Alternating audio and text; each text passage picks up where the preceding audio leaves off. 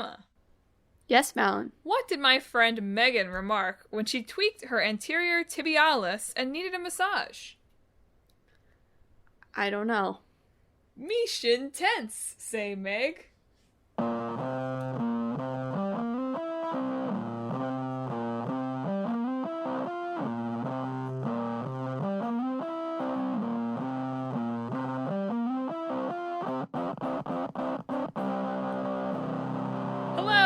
Talk This. It's dangerous to podcast alone. I just realized I forgot the Ami part, though. I built the joke and I didn't take all the syllables. Yeah. I should have made it Meg, my amigo, but I didn't. I think this was a stinker from the beginning, man.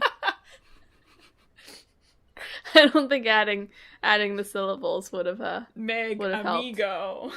Perfect. Yeah. Say amigo Meg. There we go. I've worked it out. I'm your I can rearrange the syllables of words host, Madelyn. I'm your I don't even know what was it? What was the body part she tweaked? Anterior tibialis. I looked it up. Should have consulted Dad. Should have sent out a text to make sure that was the right muscle. So hope that I haven't totally... Host Emma. I was just going to be like, she has shin splints, but then I'm like, no, then I've used the word shin. I've given the whole joke away. Oh, man. And I don't think you get a massage for shin splints anyway. I think you just don't walk too much. So thanks for tuning in. This week, we're going to be talking about Shin Megami Tensei. Get it? Yep. Me shin tense, or whatever I said. And that is how you say Tensei. Yes. We looked it up. Yeah. Tensei. Otherwise, my joke wouldn't have been funny. Exactly. And also, Spelunky 2. Not to be confused with Splatoon 2, which I had about half of a text conversation with Emma about before she realized that I was not indeed talking about Spelunky. I thought you were, like, getting it for Clickbait Boyfriend to wean him off Apex Legends with a different online shooter or something. More wholesome. No, it's too late for him. He got fused. Like, he used his coins to get the new character, so it's too late. Too late for him. Yeah, but we had been talking about that earlier in the week when the PlayStation Hours came out, and so that's what I was thinking about. I didn't realize it was for the show. Until you notice, like, this isn't a new game. And I was like, wait a minute. I was just like, that's crazy that this game has been in our new game pile the entire time and we've never pulled it. Like, that's wild. And yet, despite the fact that Splatoon 2 came out in 2017, I think, it still cost me 4 times as much what Splatoon, which came out in September, cost me to buy. Yep. So thank goodness. You just said Splatoon. I told you. You said Spelunky 2. You said Splatoon 2 would cost me more than Splatoon that came out in September. Other than it came out in September part, it's probably true, right? I don't know what the original Splatoon costs. Anyway, that's number 1. Listeners, this is the Talk This betting ring for this week. How many times will I say Splatoon when I mean Spelunky? Spelunky, Madelyn. You've summoned him.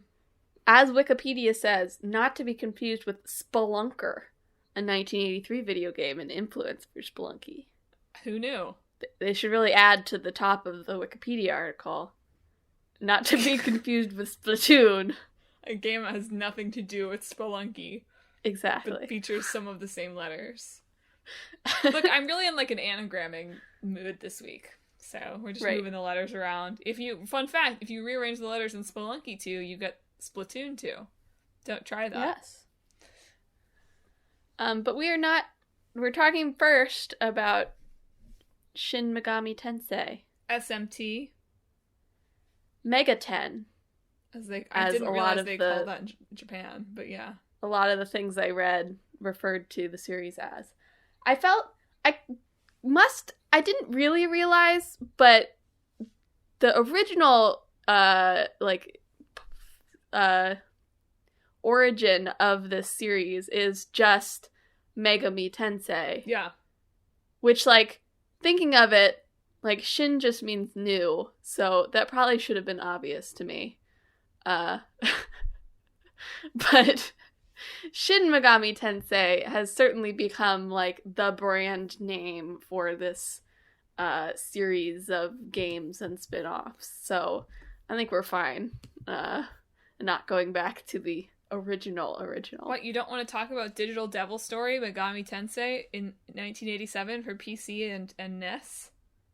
I did think it was fascinating that the original game, at least, even if all subsequent games sort of don't, like, break off from this, but it's inspired by a trilogy of books. Yeah.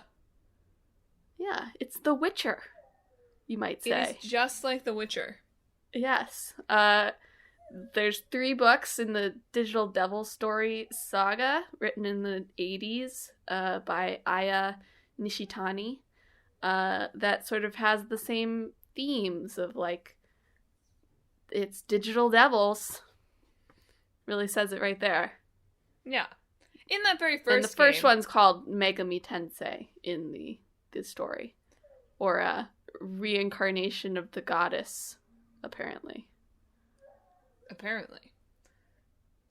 The original game, so, I mean, another reason why, of course, we would never refer to it as Megami Tensei and instead refer to it as Shin Megami Tensei is I don't think any of the MT games have ever been officially localized for the West.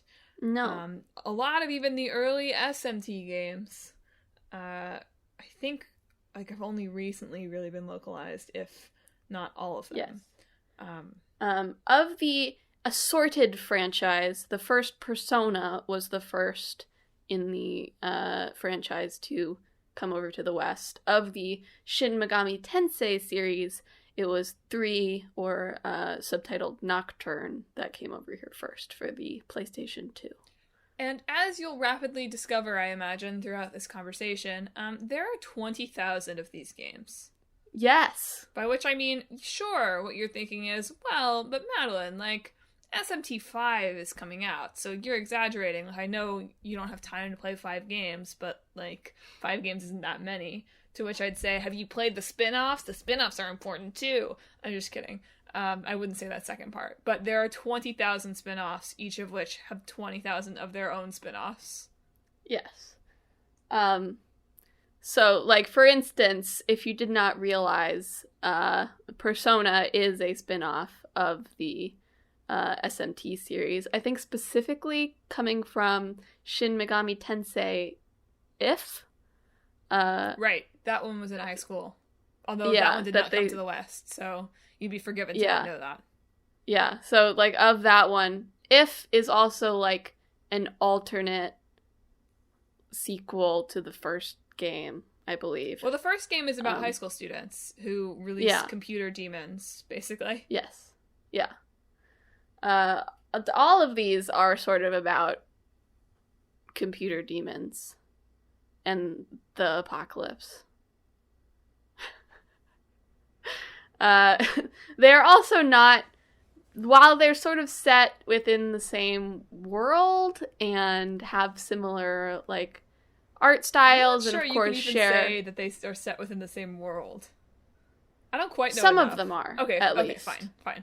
Like, going from 1 to 2, theoretically, they're in the same world, but like you might be familiar with Persona, that doesn't necessarily mean that, like, you have to play 1, 2, 3, 4 to understand 5 that's coming out. Which is good, because you really probably can't. Nope. So they're remaking Nocturne with updated graphics and voice acting for the Switch. But otherwise, I believe like 4 is on the 3DS, as well as the 2 most recent, like Strange Journey and Apocalypse, are also on the 3DS, I believe. But those are the only ones that I think are readily accessible over here. And I can't emphasize enough that there are a billion of them. Yes. My experience with Shin Megami Tensei outside of Persona is I played Devil Survivor 2 on the DS, at least like half of it at some point. Is Devil Survivor one of the kind of Fire Emblem-y ones? Yeah, it's a tactics game. Yeah. So that alone, there are like 3 different spin-off series that are like Fire Emblem Tactics style.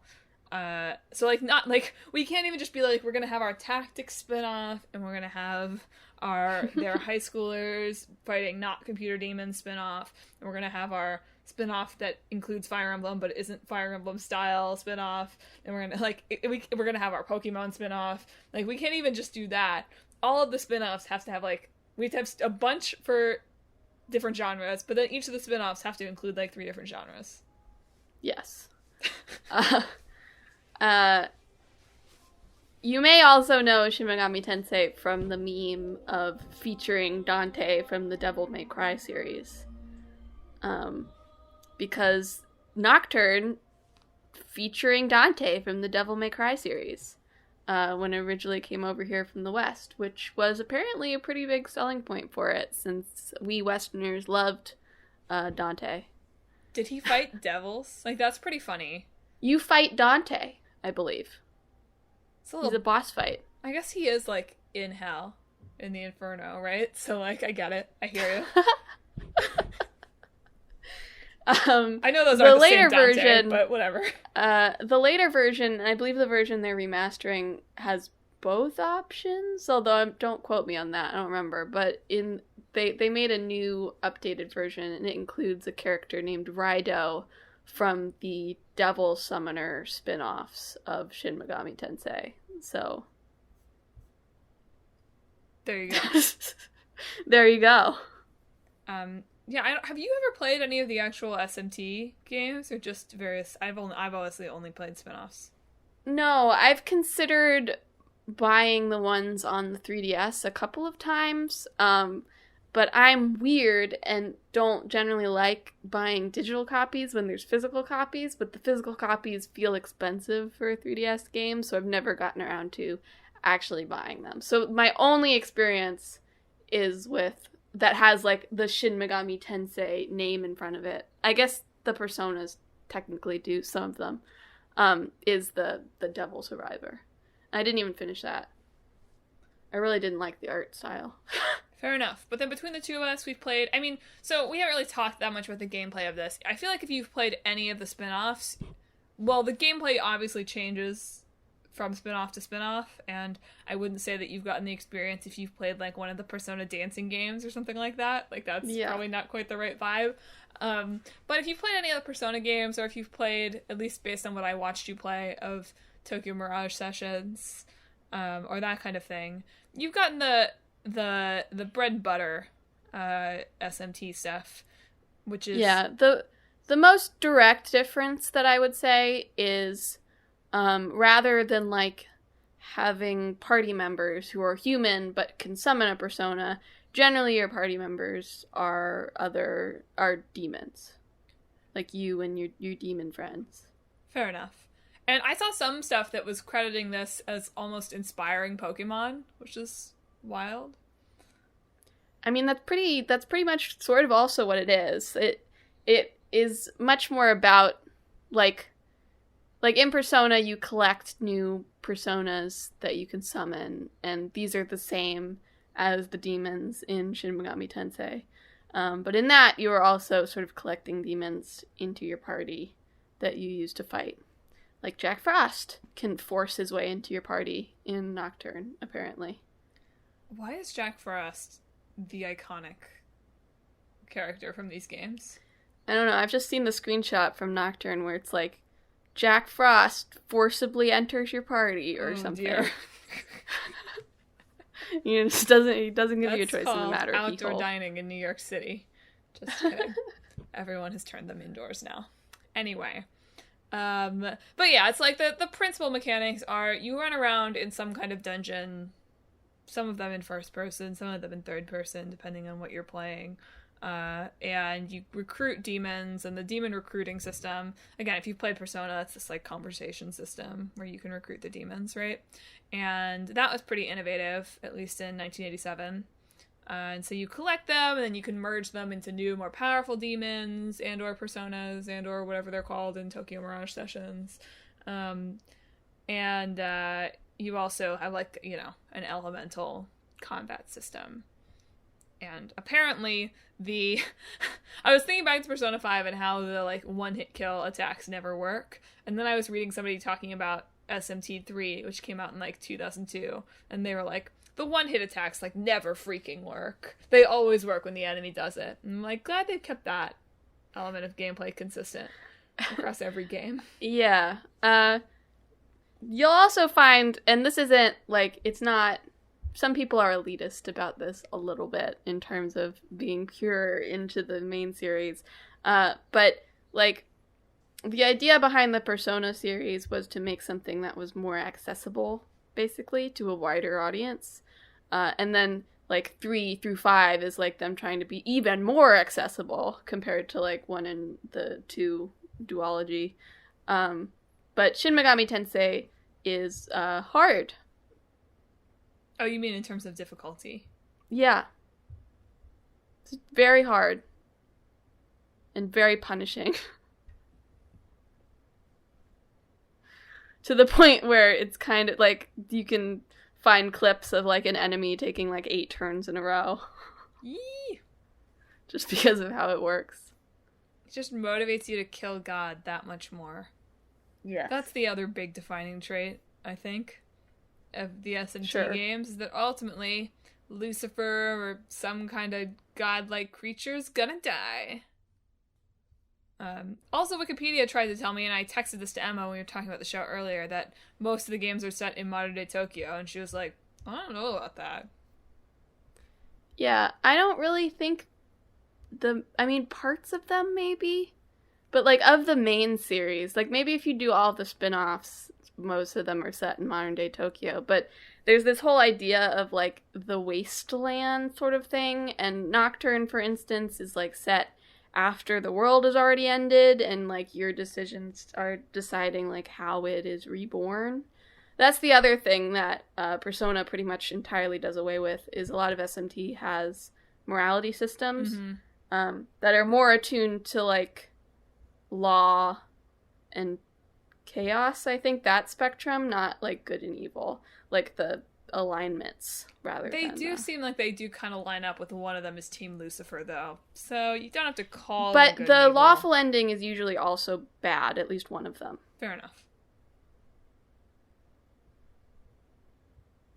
So it's not just a simple matter. I think there's usually, like, the good and bad ending on both sides. At least that's what I remember from Devil Survivor. Gotcha.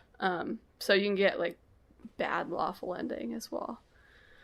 Which makes it a little bit more complicated than the just straight morality system.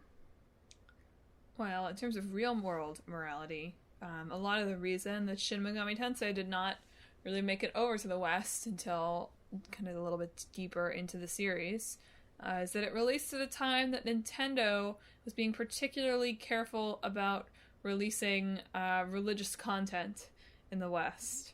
And also because of course, you know, the sort of the usual thing of, oh, it's so Japanese, it's going to be so hard to sell it to the Western folks. Yeah. But mostly, especially for the early first few, it was like, oh my god, Congress is going to panic.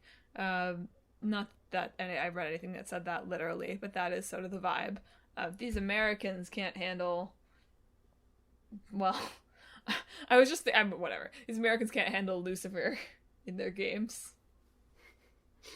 Yeah. Yeah, pretty much. I did realize that I have played at least a little bit of a Shin Megami Tensei spin-off that I didn't even realize was a spin-off. Do you remember Demi-Kids? Right, I was gonna bring that up, yeah. I only played, like, a very small amount of Demi-Kids. I don't remember it being very good. I just remember the first sequence you're, like, running through your school. And then you get, like, sucked into a portal with Pixie. I don't even remember that much. Now that I remember Pixie, I'm like, oh, of course it's an SMT spin-off. Pixie is also pretty iconic. Yes, it's called SMT Devil Children in Japan, but for whatever reason in the US it's called Demi-Kids, which I get it. It sounds a lot less threatening. Yeah. It also sounds a lot dumber. I mean, you know, the children, they like their demi-kids, their X-Men, you know? Yeah. It does kind of sound like an X-Men spin-off, doesn't it? A little bit. The demi-kids. They're like half mutant. Yeah.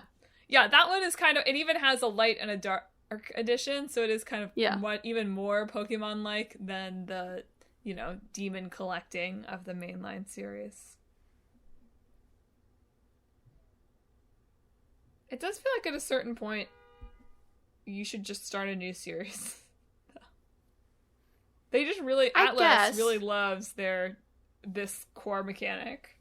I mean, you know, I think a lot of these games, like, you know, they're very different from each other. They just share, like, the monsters, basically. Which I feel like is just, that's common in, like, long-running franchises, especially long-running franchises from Japan. Like, look at Final Fantasy. Same thing. Are they the same? I don't play enough Final Fantasy. Are they the same monsters? They have, like, the idea of, like, all the summons. Oh, right? okay. So, like, Ifrit and the ice one. I can't remember any of their names. I'm blanking. It's fine. Are in all of the games, you know? That's fair. Jiminy Cricket. Chocobos. Moogles. Yeah. See? Fair enough. I just feel like in these games even more so, it feels like there are a lot of series in which the core combat mechanic is very similar. I mean, it's just interesting, you know, because, again, this is not something that I would ever bring up about a studio that makes very similar first-person shooters, where I'm like, oh, the mechanic is so similar, and yet here I am being like, oh, you've made, like, 20 different games that are all around this kind of not exact same, but this very similar. Dragon Quest, too. I don't actually know if there are any Dragon Quests that are direct sequels to each other, but there are also ones that sort of use the same theme and the same monsters and stuff. I'm mostly despairing. They're wildly successful in Japan. I'm despairing because it means that there is nothing I could create in a mashup that hasn't already been made. Well, good thing we don't have encyclopedic knowledge of all the spin-offs, so we can just make one and be proud of it and be none the wiser. And then you know? I'll look it up later and I'll be like, that's Mega Megami Tensei. Dang it.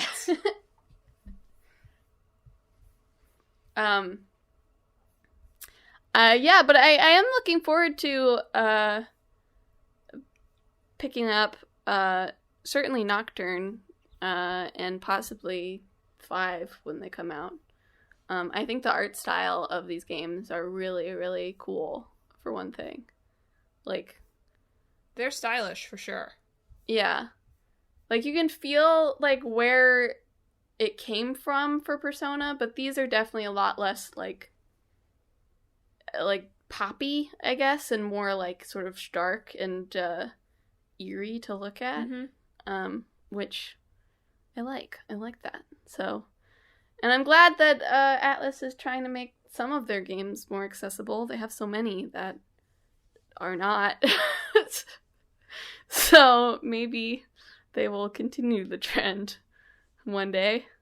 You just know. Maybe it's Sega doing it. You know, maybe Sega is driving it. Yeah, maybe. When will I get to fight Sonic the Hedgehog in an SMT game? Featuring Sonic the Hedgehog from Sonic the Hedgehog games. That's the selling point. Yeah.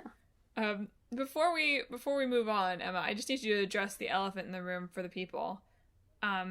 So, like, these games sound pretty good, but aren't they all just kind of a ripoff of Persona 5? Very fun. You've made your joke. Ho ho ho ho. Clever. Persona 5 invented Japan. Yeah. I need to keep a running list of games that invented things for the Talk This. So you can pull out these jokes whenever you feel like it. The Last of Us invented narrative. Right. Persona 5 invented Japan.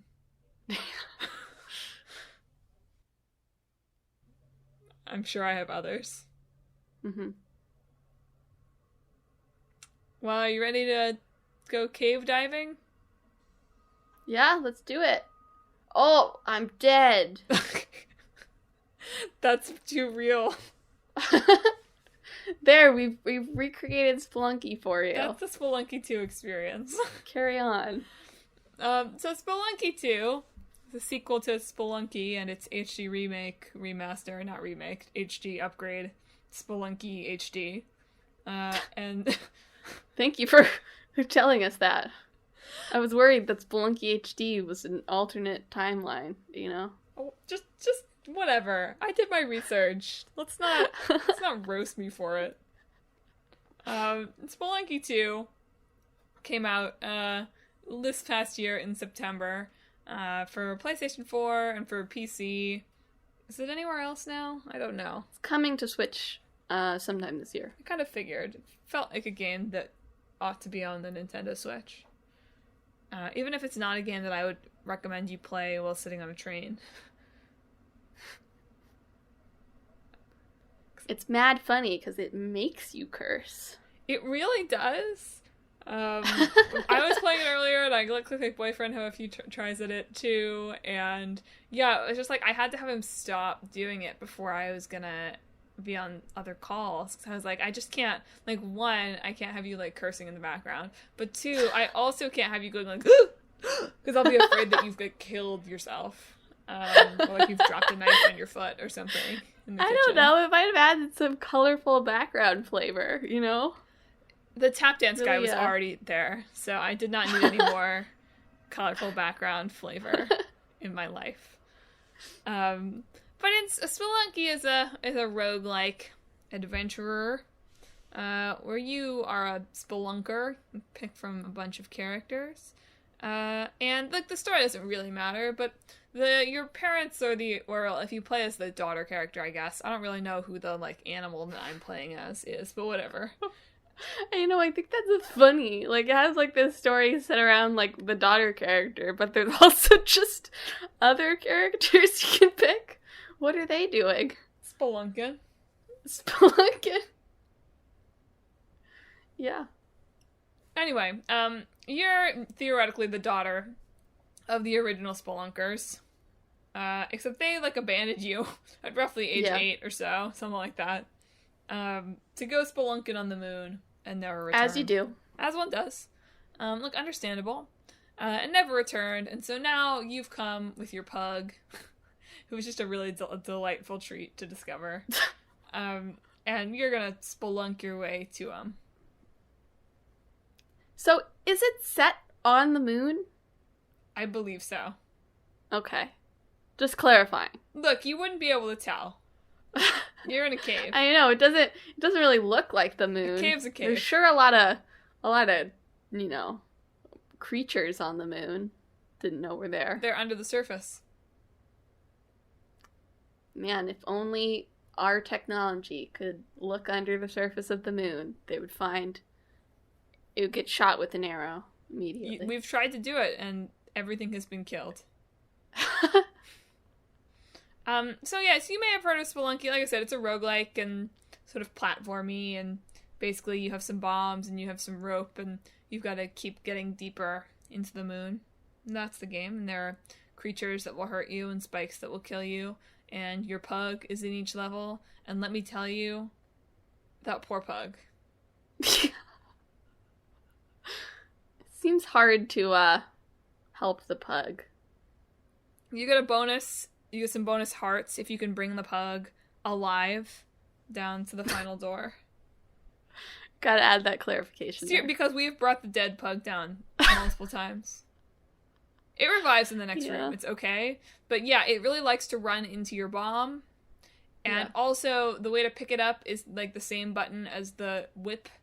So the amount of times that I've accidentally whipped the pug. It's pretty bad. I don't know if PETA has heard of this game. I might want to get on that, yeah. Because there's definitely, we weren't enjoying it, okay? It made me feel bad, but there was definitely some animal cruelty going on in playing this game. Unintentional animal cruelty. And then also there are turkeys running around, and that is the PETA character, because he killed turkeys in front of this man. He does not react well. He just loves his turkeys. I didn't even realize. I tried to bring him a turkey, and then I accidentally whipped it in front of him, and he just murdered me in cold blood. That's what you get. So you've probably heard, I mean, if you've heard of Spelunky, well, one, the reviews for Spelunky are just, like, absolutely glowing in a way that I have a hard time understanding. I've been enjoying the, like, little bit of the game that I've played. I've certainly enjoyed. But the reviews are like, this is God's gift to gaming! The perfect game! And I can't say that I've had that experience off the bat. I mean, people... I know that there's, like, a community around Spelunky that have just played it, you know, for hours and hours and hours up until when the sequel has came out. It is very much a game that you can just kind of keep playing, which is impressive. It's very true, and I was fascinated to read in some of the commentary about how it apparently exploits your knowledge of the previous game to make the game harder for you. Which I appreciate. I mean, it's interesting and good game design for a game that has theoretically been so speedrun to death, right? Yeah. And this is not me saying, like, I have very few complaints about this game. The reviews are like, this game changed my life and cleared my skin and healed my marriage. If it works for you, it works. You're right. But also, you may have heard that this game is quite hard, and that you should believe. Yes. You have 4 hearts. You can lose all of those. Well, you can lose all of them if you fall onto some spikes. But you can also lose all of those just by walking into the wrong spot and getting, like, armadilloed to death. Right. So never want to go out by armadillo. It's rough. It's a rough way to go. Or eaten by a mole, or one time, I don't remember if it was me or Josh that died, but we died, and there were, like, 2 cavemen right there, and they started, like, laughing and, like, spit flying over the body. It was just like, is this really necessary? Did you have to do this? Disrespectful. Seriously. And just, like, the spit flying everywhere is especially triggering now, I think. I'm, like, watching it, and I'm like, oh, the germs. The germs!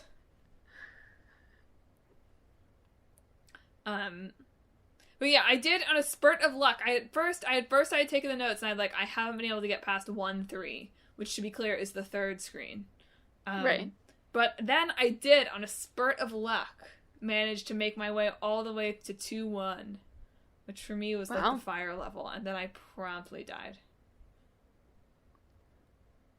So each of the levels, like 1-3 is not just like one set level, right? It's different each time. Yes, every time it is different. It's procedurally generated, so you don't get to get better at things over time. You just get to kill yourself in brand new ways every time. Well, I guess theoretically you get better at recognizing things, right? Like when you first play, you're like, oh, what does this do? You know? And then it kills you. That's what it does. That has happened to me a lot. But then the next time you go, you see it and you go, oh, that thing kills me. Well, more like if you're me, you say, I've walked in front of a trap and I'm already dead. And now I know that it was a dumb thing. Now I recognize that what I did was dumb. That's more my experience. Yeah, it definitely challenges both like your speediness and your ability to like plan ahead, I think. Yeah. Fall 2020, a tough time to release a roguelike though, am I right? Why? Because life is a roguelike? Is that what you're saying? No, because I meant because everyone was too busy playing Hades. Oh, yeah. Yeah, I did read, I can't remember whose it was or where it was, because it was a few months ago, but I read an article that was like, just like, being like, Spelunky 2 just wasn't really clicking, and they were playing Hades a lot, because Spelunky 2 is just basically like an extension and refinement of the first game, right? So if you played a ton of Spelunky, you're not really getting anything like new and revolutionary out of Spelunky 2. Just like sort of additions and enhancements and sort of I think some people would disagree with you, but I understand what you're saying. I mean, that was the intended goal of Spelunky 2 as well. So I just mean, people are disagreeing. I think that those refinements for some people, at least these like 10 out of 10 IGN reviews, are like game changing, even though they aren't really game changing. Does that make sense? Sure. Anyway, go on. At least the stated goal, and some articles I've read have said that it feels like just the first game, but fixed, like not fixed, but enhanced. Yeah.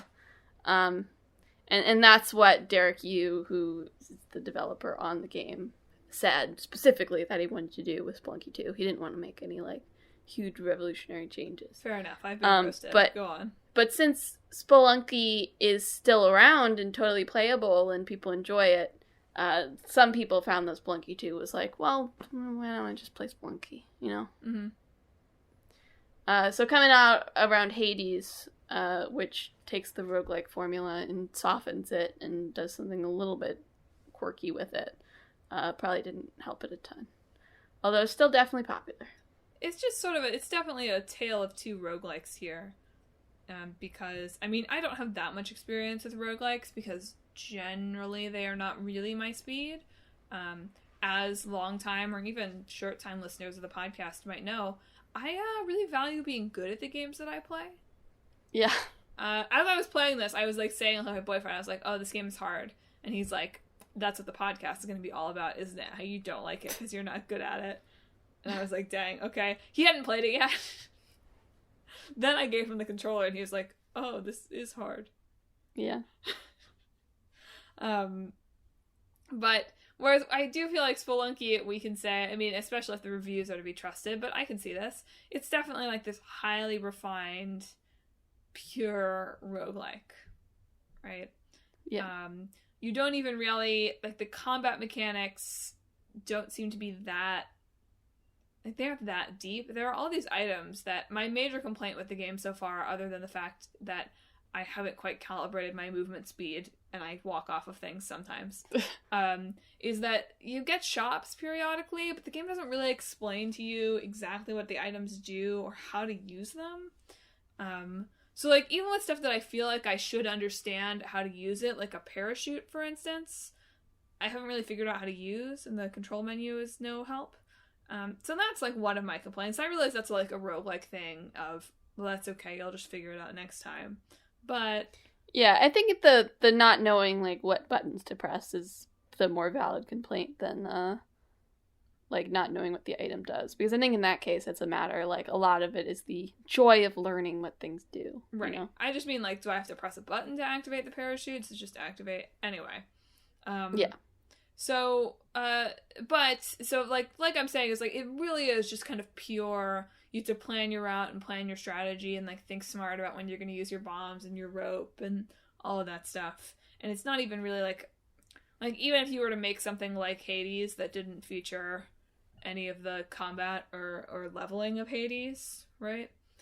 I'm sorry, not the combat, any of the story or leveling of Hades. Like, the combat in that game is still pretty... like, there's a lot going on there, right?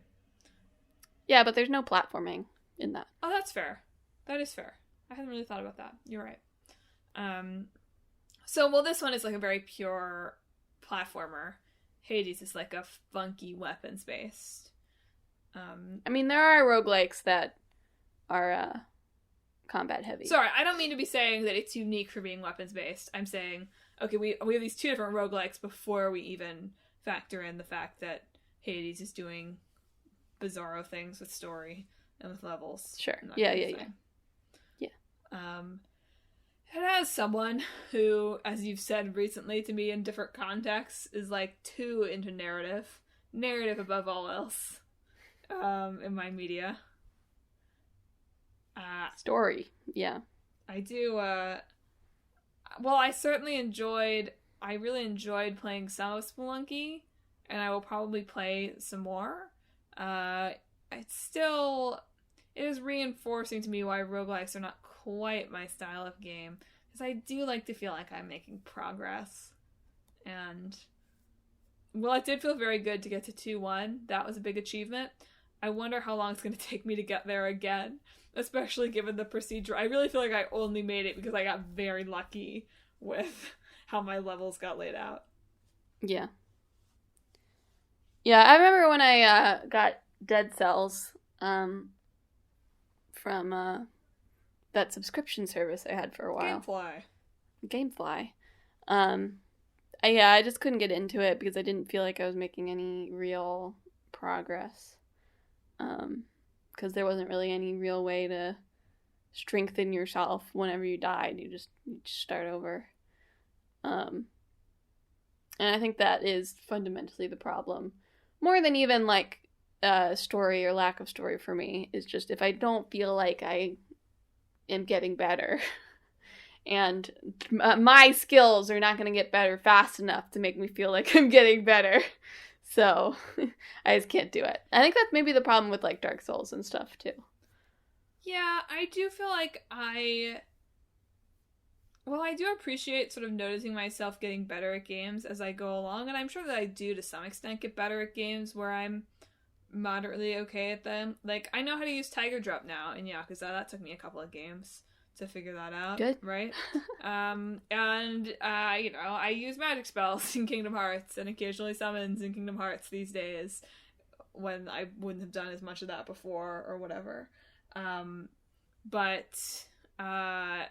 Anyway, the point being that I think the big joy of roguelikes is that you're supposed to get better at them, like, from your pure skill over time. Yeah. And that's not really something that I seek out in games. That's not to denigrate that. I think a lot of people find that really rewarding, but it's just not something that I personally am like, yes, that's what I play games for. Yeah. Exactly. And I hadn't really quite put that together as that's why I don't enjoy, or I don't seek out roguelikes until just now too much. Well, are you ready for Shin Megami roguelike? Sure. You made it. They were done. Pack it up. They're Shin kind Megami of roguelike. like, that's not. They're kind of already that, though. It's not exact. So it's not exactly the same, but like Mementos and Persona, for example, it's not exactly a roguelike, but it's not at all a roguelike. I know, but it has like a sort of similar structure in some ways, especially that you're going underground. Yeah, you're right. It's procedurally generated. Wow. And, if you can only get, I mean, there are like more checkpoints there, but if there were not checkpoints in Mementos. We're not mashing it up with Persona 5, though, Madeline. I know, but we're mashing it up with Shin Megami Tensei. I know, but I'm afraid I'm just gonna make, like, Mementos, but it's a roguelike. Sure. Do we want that, though? Well, I don't want it to be Mementos, because, again, we're not mashing it up with Persona 5. Right. That's not the old game. It's called the Inferno, and you have to go through all the circles of hell. Again, I don't really think that has any basis from Shin Megami Tensei. It's about the demons. You fight the different demons as you go. Yeah, but I don't think you really go through the circles of hell. And you're losing the digital part. It's called the Virtual Inferno, and you go through the virtual circles of hell. Okay. You're right. Okay, go on. I'll let you craft it. Go ahead. What are you bringing to the table? I think that's fine. I'm asking you to flesh it out more, you know? Well, I you did. Can't just I be said like, it was based on Dante's Inferno, and you were like, that's not based on Shin Megami Tensei.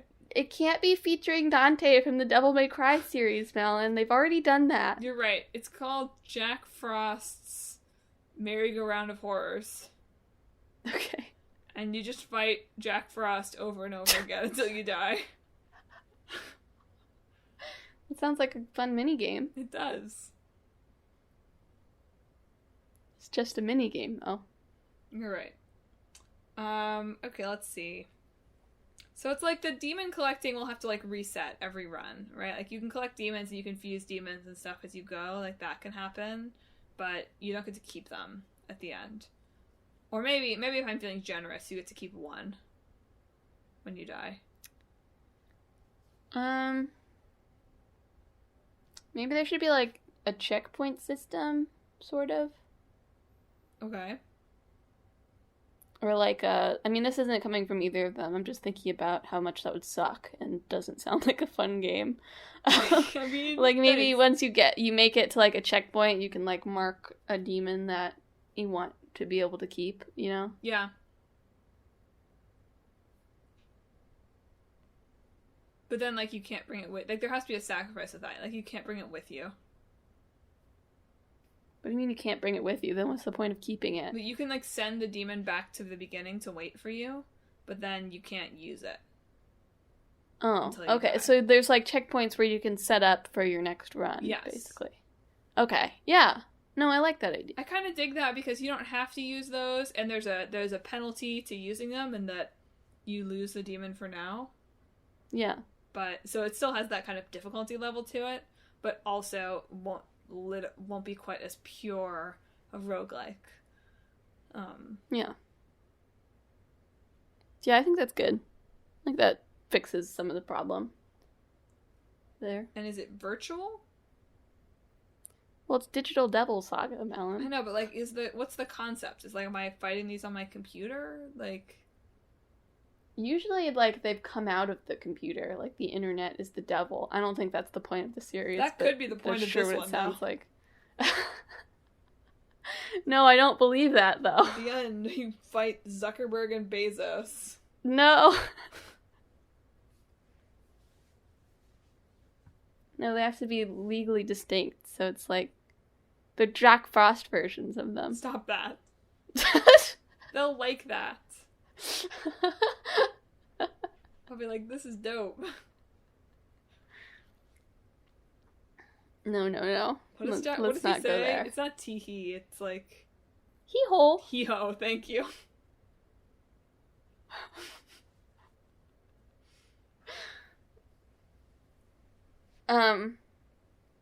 But yeah, it's like it's post-apocalyptic, Obviously. right? Yeah, and although maybe the twist is at the end, like, sort of like, you come out, and you're like, I'm on the moon. I was about to say that. It's post-apocalyptic immediately on the moon. die. And then you immediately die because you realize there's no oxygen. No. It's Yeah. like, you think that what you're doing is you're in Japan and you're saving the Earth, but it's not post-Earth apocalypse. It's post-moon apocalypse. So things are about to get really bad. Yeah. But you've been underground the whole time, so you don't know. I wonder if any of the Shin Megami Tensei games are set on the moon. It feels like they should be. It does feel like someone should have destroyed the moon at some point. Yeah. Always gotta destroy the moon. That's where God lives. That's canon. That is what the Bible says. Someone's Bible says that somewhere. Well, is the combat, like, is it turn-based? Huh. I don't know. I don't know what the combat would be. Maybe the demons, rather than being, like, combat things, they're more like the items in Spelunky, but, like, clear how to use them. We'll add that in. And, like, they can help you with certain, like, elements of platforming. Right? Like, they can, like, close, like, Jack Frost can, like, freeze over gaps for you. Pixie can, like, haul you up. Okay, Like, I like short that. distances. I like that. That is like power-ups. Yeah. You can. So yeah, like, rather than fighting, we lean into the Spelunky sort of platforming, but we use the demons as, like, the items that you collect. And you can fuse them at checkpoints too, I think. Yeah, I think so. Nice. This seems promising. They've probably already made this game. Sorry to say. I don't... That's fine. We don't know about it. If we don't know about it, it doesn't exist. Well, on that note, listeners, thanks for tuning in to another episode of Talk This. Dangerous to podcast alone. Have you already played the spin-off and you know the title of it and you want to crush our dreams? Have you played any of the SMT games or any of the SMT spin-offs? And are there some that you wish that they would bring over to the West? Or do you have an interest in playing more and deep diving into SMT? Are you really into roguelikes like Spelunky and ready to teach me the error of my ways in not wanting to get better technically at video games? If you have any of those thoughts or more, you should follow us on social media. We're on Facebook, Twitter, Instagram, and YouTube at Talk This Podcast. So drop us a line there if you've got those strong opinions. We want to hear them. You can also check out our website, www.talkthispodcast.com, where you can read all about the show, check out the games that are in the hat that Emma's about to pull from for our episode in 2 weeks, and also check out our blog, where you can read long-running series Click Wait Boyfriend, where my boyfriend is playing through the Kingdom Hearts series, which is not an SMT spin-off, despite also being made in Japan. And also Split Screen, where Emma and I are watching Coffee Prince and My Hero Academia. Finally, and most importantly, if you like the show, why don't you subscribe so you never miss an episode on Sundays at noon Eastern? We are on Apple Podcasts, Google Podcasts, Stitcher, TuneIn, Spotify, Pandora Podcasts, online and on the app, Overcast, Pocket Cast, pretty much anywhere you can find podcasts, you can find Talk This. Wait, okay, before we do picking, Atlas, hello. I know you're listening. I have a list. I would like to play the Digital Devil Saga duology. Okay? You can re-release those. I would like to play them. I would like to play Jack Bros, the action spin-off starring the Jack Bros. I would like to play that. You can bring that over. In the Personas, I would like to play both Persona 2s, both of their definitive editions on something other than the PSP. Please bring those back over. Thank you. And I would like a definitive edition of Persona 3, please, that combines the, 7 editions that you've released. Put them together. There you go. That is what I'd like. Okay? You're doing good. You're working on it, right? You've moved... I don't really care about Persona 4 Golden, to be honest, but you've moved it off of the Vita, which is a dead system. Good job. You're bringing Nocturne over. You can do this, Atlas. We believe in you. I believe in you. You can bring games over. You know this now. Steam? People love Steam. I'm aware you didn't know this before. But now you know. Okay. That's all I had to say about that. Pick the games. Pick the games. Alright. Our old game is going to be... Sorry, I usually have this prepared beforehand, but I was busy putting together my wish list for Shin Megami Tensei. It's an important wish list. We'll be talking about Vampire the Masquerade Bloodlines for our old game. Are you sure we haven't talked about that game? Have we? I'll look it up. Maybe we haven't. Maybe it was just related to some kind of other game. I don't think we have. All games are the same. It's fine. And our new game is going to be... Won't be Spelunky 2. Thank you very much. We've done that already. We've already done Bugsnax. This is why I have to keep this updated all the time. Genuinely. Because the picker gets mad at me. We're talking about Genshin Impact next time. There we go. Vampire Impact.